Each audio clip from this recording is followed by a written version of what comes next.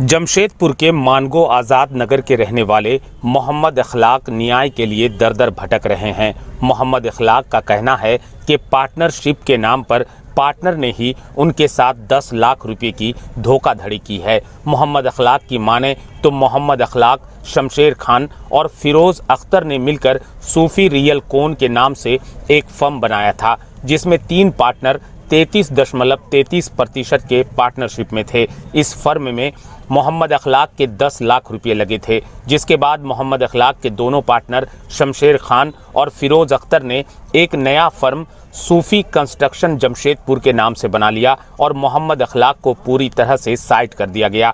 जब मोहम्मद अखलाक ने अपने पैसों की डिमांड की तो पैसे देने से साफ इनकार कर दिया गया। इसके बाद मोहम्मद अखलाक ने आज़ाद नगर थाना में एक FIR दर्ज करवाया।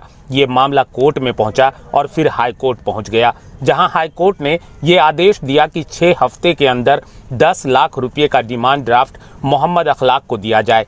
6 हफ्ते की अवधि पूरी हो चुकी है, लेकिन मोहम्मद अखलाक के दोनों पार्टनर ने एक भी पैसा मोहम्मद अखलाक को नहीं दिया। जिसके बाद मोहम्मद अखलाक SP ऑफिस पहुंचे और SP से न्याय की गुहार लगाई है। पुलिस का कहना है कि अभी केस ट्रू नहीं हुआ है और मोहम्मद अखलाक का कहना है कि उसको दोनों पार्टनर पुलिस से सांठ-गांठ कर केस को दबाना चाहते हैं। मोहम्मद अखलाक की मांग है कि उनके पैसे वापस दिलवाए जाएं और दोनों पर कड़ी से कड़ी कार्रवाई की जाए।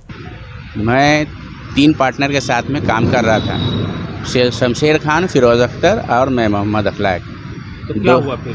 2019 में हम लोग एक नया ज़मीन परचेज़ करने के लिए हम लोग अपने सूफी रियल कॉन के फर्म के अकाउंट से उसको 40 लाख रुपया हम लोग ट्रांसफ़र किए ज़मीन परचेज़ करने के लिए, जिसमें 10 लाख रुपया मेरा था।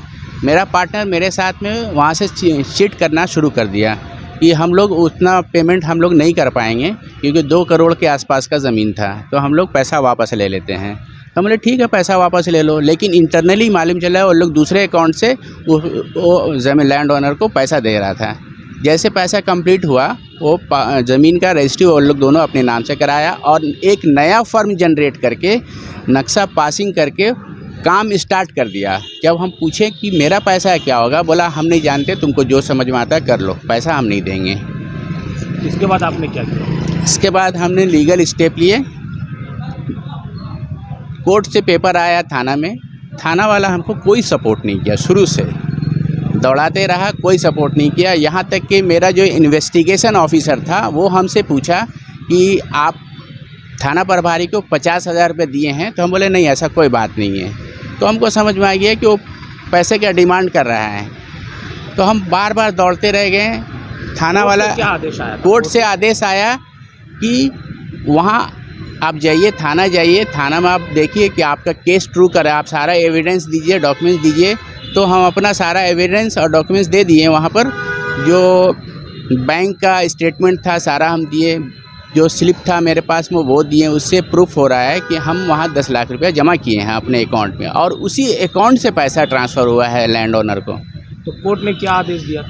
कोर्ट में वो लोग बेल पिटीशन दाखिल किया, वहाँ से उसको रिजेक्ट हो गया डिस्ट्रिक्ट कोर्ट से। उसके बाद ये लोग हाई कोर्ट गया। हाई कोर्ट में 29/8 को उन लोग का बेल ऑर्डर हुआ है 10 लाख रुपया का DD जमा करके, 6 सप्ताह में 10 लाख का DD जमा करके मुझे देने का। लेकिन 12 अक्टूबर को 6 सप्ताह कंप्लीट हो गया, लेकिन आज तक का वो लोग DD नहीं जमा किया है।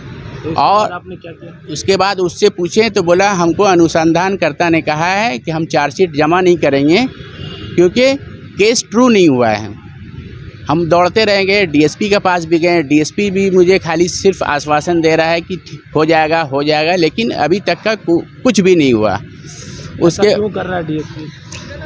ये तो झारखंड टाइम्स के साथ जुड़ने के लिए हमारे Facebook page Jharkhand times top live को लाइक करें। साथ ही साथ हमारे ऐप झारखंड टाइम्स को गूगल प्ले स्टोर से इंस्टॉल करना बिल्कुल न भूलें।